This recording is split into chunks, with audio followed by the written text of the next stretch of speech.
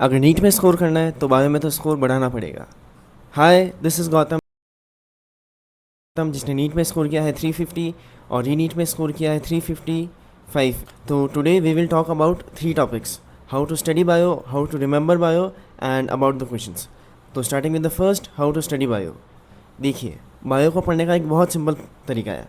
आपने कोई भी लेक्चर देखा या फिर आपने कोई भी क्लास अटेंड करी बायो की, किसी भी टॉपिक की, तो घर आइए और पहले नोट्स को अच्छे से रिवाइज़ करिए।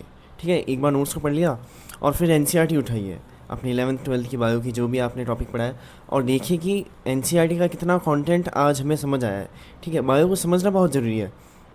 बहुत बच्चे ये देखते हैं कि भाई बायो तो सिर्फ रटने के लिए है, क्लासेस अटेंड नहीं करते हैं। फॉर एग्जांपल FeOFIC, तो FeOFIC का जो कलर होता है वो होता है ब्राउन, और वो होती है एलगी। तो या तो आप उसे रटिए कि भाई FeOFIC का कलर ब्राउन होता है, या फिर आप सिंपल वर्ड को तोड़िए, FeOFIC, FeO मतलब ब्राउन। ठीक है, तो ब्राउन आया क्योंकि एलगी ब्राउन होती है, तो उसका नेम आया FeOFIC, ब्राउन एलगी, फाइसी मतलब एलगी। तो इस तरह से आप बायो को समझ कर याद कीजिए। अगर आप समझ कर उसे याद करने की कोशिश करेंगे तो चांसेस ज़्यादा है कि आप उसको लंबे समय तक याद रख पाएँ। और बात करें कि भाई पढ़ते कैसे बायो को, तो सबसे पहले आपने नोट्स उठाए, रिवाइज़ कर लिए। अब आप एक ब्लैंक पेपर उठाइए और जितनी भी एनसीईआरटी की लाइन है, जितनी आपने कवर करी है आज पढ़ने में, उसको आप उस पर लिखिए पेपर पर। तो आप ये देखेंगे कि भाई बहुत लाइनें मैंने पढ़ी है लेकिन मैं लिख नहीं पा रहा हूँ, मतलब मुझे उसकी लैंग्वेज या तो समझ नहीं आ रही है, या फिर मतलब उसका जो कंटेंट है, मेन कॉन्टेक्स्ट है, वही मैं भूलता जा रहा हूँ। तो उसके लिए आप क्या करेंगे, एनसीईआरटी उठाइए, उसे एक बार गो थ्रू कीजिए, अच्छे से पढ़ लीजिए।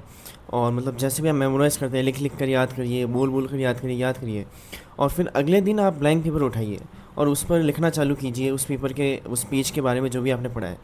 ठीक है, तो आप पाएंगे कि भाई कुछ चीज़ें मिस हो रही है, तो आप अगले दिन उन्हीं चीज़ों को वापस रिवाइज़ कीजिए।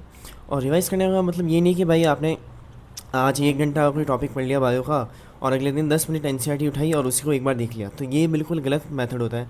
आप 1 घंटा आज पढ़िए और अगले दिन कम से कम 15-20 मिनट तक उस जो एनसीईआरटी का टॉपिक है उसे लिखिए आप। लिखने से जितना ज़्यादा आप लिखेंगे उतना ज़्यादा लंबे समय तक आपको याद रहेगा। देखो, या तो आप पढ़ेंगे या लिखेंगे, 2 दिन तक तो आपको उतना ही याद रहेगा, लेकिन जब आप 7th डे पर देखेंगे तो जो चीज़ आप लिख लिख कर याद करेंगे वो लंबे समय तक याद रहेगी। तो मेरे साथ भी ऐसा हुआ था, कुछ टॉपिक्स जो थे मैंने वर्बली याद किए थे कि भाई ये तो याद हो गए, लेकिन फिर जब लॉन्ग टर्म में वो टॉपिक्स मैं भूल गया था। तो आप भी ऐसी गलती मत करिए, हर टॉपिक को लिख लिख कर याद करिए। और जैसे सपोज़ डे 1 पर आपने 1 घंटा दिया एक टॉपिक को, डे 2 पर आप दीजिए 15 मिनट, और डे 3 पर दीजिए 10 मिनट, और ऐसा ही अपना टाइम रिड्यूस करिए जब तक वो टॉपिक आपका फुल्ली कवर्ड ना हो। जब आपका फुल्ली कवर्ड हो जाएगा फिर आप उसे मतलब 1-2 मिनट में भी रिवाइज़ कर सकते। और लोग कहते हैं कि भाई आज मैंने पढ़ ली बायो 1-2 घंटा, अब सही है, अब अगले दिन नहीं पढ़ेंगे। ऐसा नहीं होना चाहिए। डेली जब आप रिविज़न करेंगे तभी आप चीज़ों को रिटेन कर पाएंगे, वरना तो ऐसा है कि आप पढ़ते जाएंगे और भूलते जाएंगे। अब नेक्स्ट टॉपिक है कि हाउ टू रिमेंबर बायो। देखो, एनसीईआरटी उठाकर और ऑरेंज कलर के हाईलाइटर से हाईलाइट करने पर बायो बिल्कुल याद नहीं होती। ठीक है, मेरे जो दोस्त थे जिनके बायो में कम नंबर आते थे, मोस्टली उन्होंने ये काम किया था। तो देखो, बायो की बुक उठाकर उसे हाईलाइटर से मार्क करने से बायो याद नहीं होती। सिंपल सी चीज़ें, अगर बायो याद करनी है तो लिखना पड़ेगा। जितना ज़्यादा आप लिखेंगे उतना ज़्यादा आपको बायो याद होती जाएगी। और अब बात करें शॉर्ट नोट्स की, तो देखो, बायो में लिटरली मेरे हिसाब से तो शॉर्ट नोट्स नहीं बनाने चाहिए, क्योंकि देखो मैंने आज तक कभी बायो में शॉर्ट नोट्स नहीं बनाए, फिर भी मेरा नंबर अच्छा है। ऐसा इसलिए रीज़न था क्योंकि मैंने एनसीईआरटी पर मेनली फोकस किया था, और एनसीईआरटी को कम से कम 15 से 20 बार पढ़ा था। पढ़ा मतलब इन सेंस लिख लिख के याद किया था। तो उससे मेरी बायो जो थी इतनी स्ट्रांग हो गई थी कि भाई मुझे जो है कुछ भी पूछ लो, 11th और 12th की बायो सब याद रहता था। तो मेनली ये रीज़न था कि मैंने शॉर्ट नोट्स पर डिपेंड नहीं किया। कुछ बच्चे होते हैं कि भाई शॉर्ट नोट्स बना लिए, अब सिर्फ शॉर्ट नोट्स पढ़ेंगे, चैप्टर को कभी रिवाइज़ नहीं करेंगे। तो आपको इतना टाइम मिलना चाहिए कि जितने में आप शॉर्ट नोट्स रिवाइज़ करें। फॉर एग्जांपल कोई चैप्टर है, आपने उसके शॉर्ट नोट्स बनाए, 15 मिनट लग रहे हैं आपको उसके शॉर्ट नोट्स रिवाइज़ करने में, तो आप चैप्टर को भी 15 मिनट में रिवाइज़ कर सकते हैं। करना ये है कि आप एनसीईआरटी के कुछ पॉइंट्स को हाईलाइट कर दीजिए। अब कुछ कौन से पॉइंट को आप हाईलाइट करेंगे, तो देखिए, हाईलाइट उन्हें करना है जो पॉइंट आपके टेस्ट में गलत है, या फिर एग्जाम्पल जितने भी चैप्टर के हैं सारे हाईलाइट करके रखिए आप। क्योंकि नीट में हर साल 2-3 क्वेश्चन तो एग्जाम्पल पूछे जाते हैं, एनिमल किंगडम से हो गया, प्लांट किंगडम से हो गया, तो एग्जाम्पल्स तो आर मस्ट। और अब बात करते हैं थर्ड टॉपिक पर, जो कि है क्वेश्चंस। तो देखिए, बहुत लोग होते हैं जो इसे फॉलो भी करते हैं, लिख लिख कर याद करते हैं, लेकिन उनके टेस्ट में नंबर नहीं आते। मेरे खुद टेस्ट में 330-340 के आसपास रहते थे, कभी मेरा टेस्ट में 350 नहीं गया। तो उसका ये रीज़न था, आप जिस भी कोचिंग में पढ़ते हैं वो लोग क्या करते हैं कि बायो का पेपर सेट किया, तो जो एनसीईआरटी से कोर कॉन्सेप्ट होता है उसका पेपर वो बनाते हैं 330 तक, और बाकी जो 5 6 7 क्वेश्चन जितने भी बचते हैं वो सारे नॉट एनसीईआरटी डाल देते हैं। तो उसकी वजह से क्या होता है कि बायो में स्कोर कम आता है, तो उसकी वजह से डीमोटिवेट होने की ज़रूरत नहीं है। मेरे साथ ऐसा होता था कि मैं जितने भी क्वेश्चंस गलत होते थे मैं एनालाइज़ करता था कि भाई ये क्वेश्चन एनसीईआरटी से सॉल्व हो रहा है कि नहीं हो रहा है। अगर वो हो रहा है तो I would take it as a disappointment, मतलब भाई एनसीईआरटी से हो रहा था, मैंने एनसीईआरटी पढ़ी है फिर भी मुझसे सॉल्व नहीं हुआ। तो ये चीज़ होनी चाहिए, ये नहीं कि भाई जो क्वेश्चन तुमने पढ़ा नहीं है वो गलत हो गया और उसकी वजह से तुम मॉड्यूल उठा के पढ़ रहे हो, ये नहीं होना चाहिए। मैंने आज तक एलन की किसी भी बायो की मॉड्यूल को नहीं पढ़ा, never ever ever I have touched the bio module. और इसका रीज़न ये भी था कि भाई मुझे एक्स्ट्रा इन्फॉर्मेशन याद करने में बहुत दिक्कत आती थी कि भाई जो एनसीईआरटी में है एक बार वो याद हो जाए, फिर हम देखेंगे भाई प्रीवियस ईयर क्वेश्चन है वो नॉट एनसीईआरटी से आए हुए हैं, तो तुम अलग से कुछ पढ़ो, उतना नहीं जाना होता। लाइक बच्चे क्या करते हैं कि 2015 16 17 ये पेपर उठाते हैं, इनमें पेपर में बायो में बहुत सारे नॉट एनसीईआरटी भी होते हैं, तो वो याद करने की कोशिश करने लग जाते हैं। मैं पहले कह रहा हूँ कि तुम जो 2027 का पेपर आएगा वो एनसीईआरटी से आएगा। मैंने 2025 का नीट दिया है और नीट दिया, तो दोनों पेपर में सिर्फ और सिर्फ एनसीईआरटी आई थी।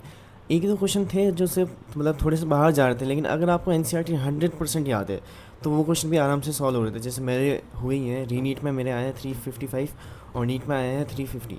तो ऐसा आप एनसीईआरटी पर फोकस कीजिए। मैंने बच्चे देखे जिनके नंबर आते हैं 300 और वो पढ़ रहे हैं मॉड्यूल पढ़ रहे हैं कोचिंग की। भाई तुम एनसीईआरटी पढ़ो पहले, अगर तुम्हारे टेस्ट में 330 और उससे अबव आ रहा है तो फिर तुम मॉड्यूल पढ़ सकते हो। अब बात करें थर्ड और मोस्ट इंपॉर्टेंट टॉपिक की, वो है अबाउट क्वेश्चंस। तो देखो बायो में मेनली 3 टाइप के क्वेश्चन आते हैं, असर्शन, रीज़न, स्टेटमेंट और सिंगल लाइनर। तो फर्स्ट ऑफ ऑल बात करते हैं सिंगल लाइनर की। तो देखो सिंगल लाइनर क्वेश्चन होते हैं वो उनकी गलत होने की प्रोबेबिलिटी ज़्यादा होती है। क्यों? क्योंकि आप उन्हें as a ticket easy going करते हो कि भाई एक लाइन का क्वेश्चन है, पहला ऑप्शन पढ़ा, टिक किया, आगे बढ़ जाओ। ये नहीं होना चाहिए। मेरे साथ ऐसा होता था कि भाई सिली मिस्टेक बहुत हो जाती थी वन लाइनर में, क्योंकि वन लाइनर में आप क्वेश्चन पढ़ते हो और पहला ऑप्शन वो होता है कि भाई कन्फ्यूजन वाला होता है, तो आप क्या करते हो 3 ऑप्शन पढ़ते नहीं हो, पहला ऑप्शन पढ़ा, आंसर आपको लग रहा है, टिक किया और आगे बढ़े। मेरे भी क्वेश्चन इसलिए गलत होते थे कि भाई मैं चारों ऑप्शन पढ़ता ही नहीं था। तो ये मिस्टेक आप अपने साथ मत दोहराइए, चारों ऑप्शन पढ़िए, सोचिए, और अगर वो एक लाइन का क्वेश्चन भी है तो भी सोच समझ कर ही उसे टिक करिए। ये नहीं कि भाई ये तो छोटा क्वेश्चन है जल्दी करना है इसको, ये नहीं होना चाहिए। अब बात करें सेकंड की, भाई स्टेटमेंट बेस्ड कैसे सॉल्व करते हैं। तो देखो जैसे कोई क्वेश्चन आया उसमें 5 स्टेटमेंट है और उसमें पूछा है कि भाई चूज़ द करेक्ट, कितने सही है कितने गलत है। तो आप मेरी बात मानिए, या तो फर्स्ट राउंड में इस क्वेश्चन को मत करिए, छोड़ दीजिए, क्योंकि ये क्वेश्चन जो है आपका टाइम बहुत लेगा। मेरे साथ ऐसा होता था कि भाई मेरे बायो में जो टाइम है गिन के चलता था कि भाई 50 मिनट 40 मिनट, वो इसीलिए बढ़ता था क्योंकि जो स्टेटमेंट वाले क्वेश्चन थे उसमें एक स्टेटमेंट में मैं 2-3 मिनट लगा रहा हूँ, आराम से सोच रहा हूँ, तो वो बिल्कुल नहीं होना चाहिए। आप स्टेटमेंट वाला क्वेश्चन आइए या तो फर्स्ट राउंड में छोड़ दीजिए, और अगर आप अटैम्प्ट कर रहे हैं तो अटैम्प्ट तभी करिए जब आपको मतलब 500 पता हो भाई स्टेटमेंट सही है गलत है, कौन सा गलत कौन सा सही। ये नहीं होना चाहिए कि भाई एक स्टेटमेंट पता है बाकी 2-3 नहीं पता है तो भाई तुक्के मार दिए। तुक्के अगर आप बायो में मारेंगे तो हमेशा आपका नेगेटिव होगा, क्योंकि बायो में तुक्के सही नहीं होते हैं, फिजिक्स में हो जाते हैं, बायो में नहीं होते तुक्के सही। थर्ड और मोस्ट इंपॉर्टेंट असेशन रीज़न। तो देखिए नीट में एक भी असेशन रीज़न नहीं आया, लेकिन रीनीट में आए थे। तो इन क्वेश्चन को अप्रोच करने की एक बहुत सिंपल सी प्रैक्टिस होती है कि भाई आप रीज़न पढ़िए, अगर रीज़न सही है तो उस पर लगाइए दैट इज़ वाई, और फिर असेशन पढ़िए, और अगर ये पूरा मैच हो रहा है तो आप फर्स्ट आंसर मार्क कर सकते हैं, जो कि होता है कि असेशन सही है, रीज़न सही है और करेक्ट एक्सप्लेनेशन है। ये सबसे सिंपल और मोस्ट बेनिफिशियल मेथड है जो मुझे आज तक लगा, मेरे भी सर ने बताया था। तो इस मेथड से मेरे जितने भी असेशन रीज़न थे वो मैक्सिमम सॉल्व हो जाते थे। क्या करना है, रीज़न पढ़िए, दैट इज़ वाई लगाइए और असेशन पढ़िए, और अगर ये मैच बैठ रहा है, पूरी एक लाइन बन रही है, तो इट्स गुड।